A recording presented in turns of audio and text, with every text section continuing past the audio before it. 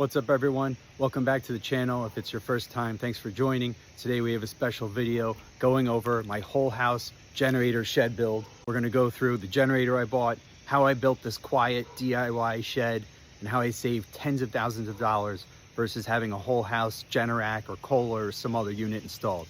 Let's get into it. So in the basement here, I have my main electrical panel. I did have to get a whole panel upgrade because my house originally had a 100 amp panel. So this is an additional expense. But now I have 200 amps, I have extra slots, and right here is what you're looking at is the generator. So I can't switch this over unless I switch this off. So basically I switch that off, lift that up, this goes up, and then I could flip that over, and that's a safety. In case you're wondering, that's a whole house surge protector, which I also highly recommend. As you can see here, I have a resin shed. I bought this off Amazon. Check the description. I'll include a lot of information in there. I built a pressure treated, that's a 3/4 inch top with 2x4 base, and under that is cinder blocks under rocks. The shed is held down with ground ties or hurricane ties that go into the ground. So these actually are 18 inches long. They screw into the ground and hold this in place. I have one on each side. We have a vent that allows fresh air going in with a screen so it keeps the bugs out. I did caulk and seal exterior gaps such as this.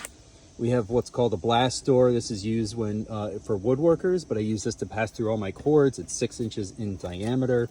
And you can see I sloped this whole thing this way for rain runoff.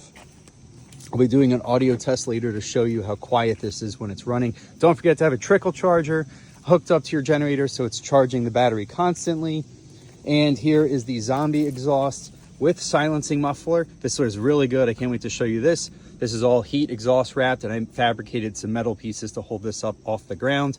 And we have a 12-inch shutter fan that turns on when the generator turns on. The most important fun thing is this generator came with an auto start stop keyless remote. That's really cool. Let's get into it here.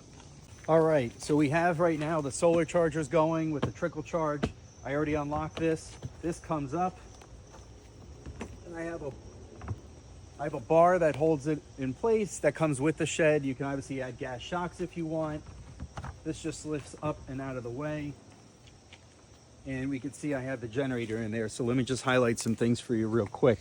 So we have the foil on the left, right, and on the top. That's heat and sound reflective foil. It is 1/4 inch thick, and it is sticky on the one side. So basically peel and stick it on the top and the doors there. I did this because of spacing, by the way, in case you're like, why did he not put sound insulation on the doors? It's because of spacing. That generator is so big, even with the wheel off, it sits almost right at the lip of where the door closes. Anyways, the sound, heat and sound reflective insulation that's on here, as you do notice, I did utilize these 1-inch, these are for foam boards to hold foam board in place, but I use these as large washers with 1/2-inch self-tapping screws that are screwed into the ribs, because there's ribs in all this that you could screw into. It gives you space. So I did secure all of these with these washers on the top, bottom, and sides. Inside, I was able to get off Facebook Marketplace for free this heat, this is Roxul heat and sound insulation wool, right? So it's not fiberglass, okay? And I was able to, again, use the I used actually 3-inch screws, I believe, for this one, if I'm not mistaken, with these 1-inch washers. That's normally for, soundboard, and that holds all this in place very easily. I just basically trimmed it all out and put it in. And so I insulated all around here. So again, this is for sound deadening purposes, but it is fire resistant up to like 2000 degrees. So this is more than enough for the heat from the generator. This is a wireless temperature probe, which I'll show you inside. That way I can watch the temperature when this whole thing is closed up. Of course, I have my propane tank. I did measure. I can actually hold 2 tanks in here, and I was debating getting a bigger one, like maybe a 30-pound or 40-pound to leave in here, plus these. But I went with propane because you can easily switch that out during a storm. There's plentiful amounts of propane, but if your whole town loses power, how can you pump gas from the gas station, right? And so this generator does run on natural gas, propane, as well as regular gasoline. You can see the specs there. This is a Westinghouse WGen 11500 tri-fuel generator. Very easy to operate. I went ahead and got a right hand fitting here, and then taped this all up with PTFE gas approved tape. So that way, remember, don't use white tape. This should be yellow tape. And so I seal all this up, and that way I can just hook up to my propane tank when I need to. Here's the blast door I was talking about. Pass the cords through, just lift that up, boom. It can fit anything I want through there in case I have to add additional things later. And of course I have the hookup right there for the 50 amp plug, or the wire. So here's my 50 amp extension wire. I have 15 feet of it, which is perfect for me. I have my exhaust fan running here, and the exhaust fan is hooked up, ready to go. So when I turn on the generator, basically we're gonna switch to propane. I'm gonna fire on here. I have to change, sorry, this is my trickle charger. This is a quick disconnect here. And then I'm gonna hook these two together. Power on, breaker on, and this thing fires up, and I'll show you that in a moment. And it's otherwise ready to go. In case you're wondering, the shed is bolted down to the base, and again, the base is secured into the ground. And I also, out of extra 2x4s, mounted the generator itself through the shed into the wood base. Gasoline tank, I believe, is like 9.5 gallons, supposed to run for about 17 hours. And with propane tank, supposed to run for about 7 hours, according to what's posted online. I did get this off Amazon for $1,500, and I think it's well worth it. Has the 50 amp plug here. This is 30 amp, and then you have two 20 amp outlets here, all with circuit breakers. You have a meter to show you what's going on. You can plug this into trickle charge if you want, or use the solar charge like I do. Push button start stop. It also has a pull lever on the side here if you need to do that. And of course we have the wireless remote control to start and stop it as well when you're inside the house. I have it already set to propane, so we have power on. This is the circuit breaker for power. I'm going to turn that on, and let's see how it starts.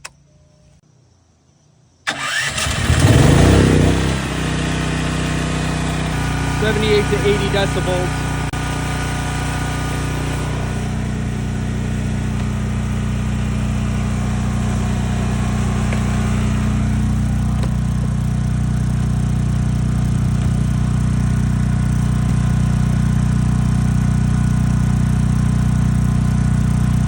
All right, so we went from about 80 to 65. We'll call it 66. That's pretty impressive. And I mean, I'm talking at a normal voice right now, and that muffler silencer is doing its job. Let's come over here and look at this. So we have the vent fan is on right there, forcing out air. We have fresh air on the other side coming in, so it's sucking it through. And then that muffler is silenced. Here's let's do a test on the decibel here. So about 65.5. Let's look at the muffler.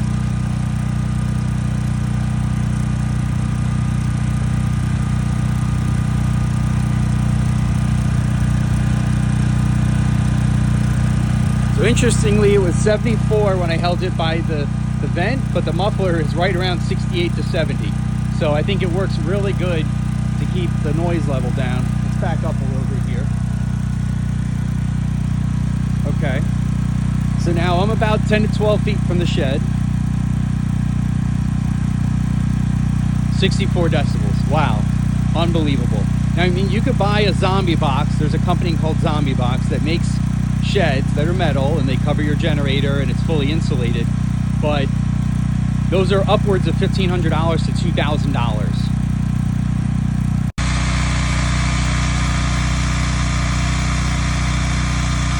All right, about 71 decibels on the side of the generator. I'm standing 6 feet away from it as we come around the corner of my house here. 55. Let's go inside. All right, guys, so I'm inside the house right now. The generator is right on the other side of this wall, essentially, outside my house. 39 decibels, about 39 to 40 decibels the meter's reading. So that's great for being inside the house. So I'm up in my bedroom right now, second floor. Let's look at the decibel reading. Wow, okay, that's impressive. So I could definitely sleep at night. Not a ton of sound coming through from that generator shed. I think it's doing its job. So we're inside at the temperature monitoring station here. This is outside in the shade. This is a sensor that's in the sun outside, and this is the generator shed. It's letting me know that there's low humidity, and that's good because the fan's going. We are at over 100 now, but I have never gone over 110 degrees. So I'm gonna keep watching this. If it gets too hot, I will add a pull fan as well. So I'll replace the fresh air intake with a pulling fan so it pulls in air faster and shoots it out faster. But right now I'm pretty happy with this. So let's talk about the shed build real quick and what it costs. You can order from the company called Zombie Box, and I have a Zombie Box silencer muffler. That's what's on here, and I do recommend their kit. It's about $100 or $120 in Amazon. I forgot what I spent. Totally worth it though. It does silence the generator. Zombie Box, the company is really interesting. If you look at it online, a lot of great products. I'm not knocking it at all, but those are into the $1,500 to $2,000 and up range for such a contraption. So if you want to buy that, you can go ahead, but you're definitely going to pay for it. What I built here, this shed, all in with the base, the shed, all the material, screws, you name it, like every little item, I added it up. I'm right at around $1,000. And the best part is I got to customize it the way I needed it to for my specific application. Obviously, if you go buy Zombie Box, it's one size fits all. They do have different sizes, but for me, I really wanted to build my own thing here. Secondly, if I had to do it again, if I didn't get free material, I would have just used, Roxul or comparator, soundboard, actual like board, because it does secure a little bit easier to the shed. But this worked fine using the installation that I got for free off Facebook Marketplace, so I really can't complain. And as you can see, I'm talking in a normal voice while the generator shed is running currently and closed up. So all in all, great price for the shed. That was $1,000. The generator itself, $1,500 on Amazon. And to pay an electrician for the generator shutoff switch, the transfer switch on the generator, for the wiring on the outside and inside, and I also had to pay for an AC soft start system, which I recommend, that lowers the voltage required to start your AC system. That in itself was $1,000. I also had a panel upgrade and some other things. I'm not counting that in this build because most homes probably have an upgraded panel. My home was from the 50s, so I had to do a panel upgrade. It was long overdue. But in total, $3,500, and I have a generator that will power my whole house, including air conditioning, including heat, the lights, microwave, whatever I need when the power goes out. And it's quiet, so I can sleep at night because my bedroom's right up there. And it doesn't bother the neighbors as much as well. So $3,500 versus I was quoted $15,000 for a Generac or $20,000 for a Kohler whole house generator installed. They also had to run and upgrade a gas line for my house. That was $7,500 from the utility company. So this is a much better deal and I highly recommend it. Let me know if you have any questions. Drop any comments, I will respond. I hope this video helps you. Like and subscribe, follow along, check out some other content I have. Have a great day.